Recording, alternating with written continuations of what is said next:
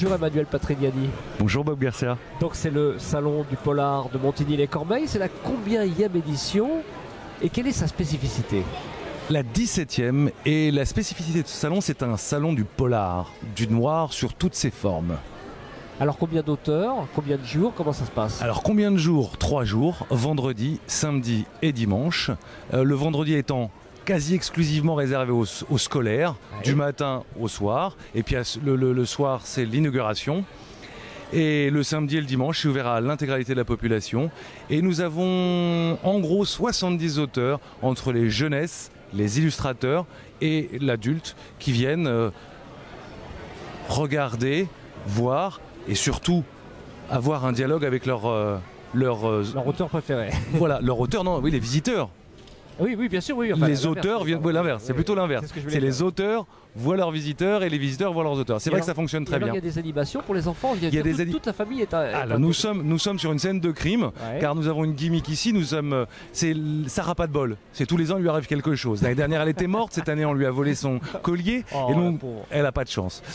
Et donc, nous sommes sur cette scène de crime, et donc les enfants, les plus jeunes, peuvent aller au commissariat, prendre un carnet d'enquête pour aller découvrir qui a volé ce fameux collier, toute l'équipe du film étant des suspects potentiels.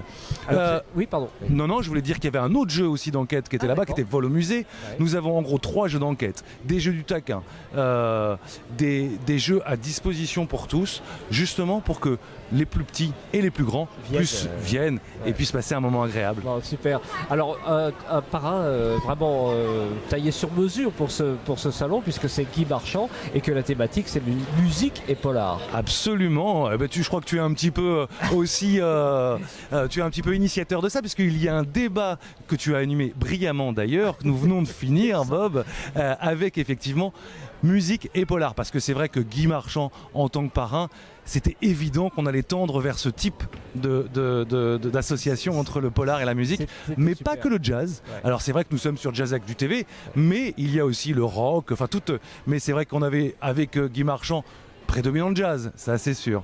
En tout cas, je ne sais pas quelle heure il est, mais il y a encore un monde fou, c'est vraiment, ouais, il est presque 6 heures et il y a encore effectivement beaucoup de monde. Blindé, ouais. Ça continue demain.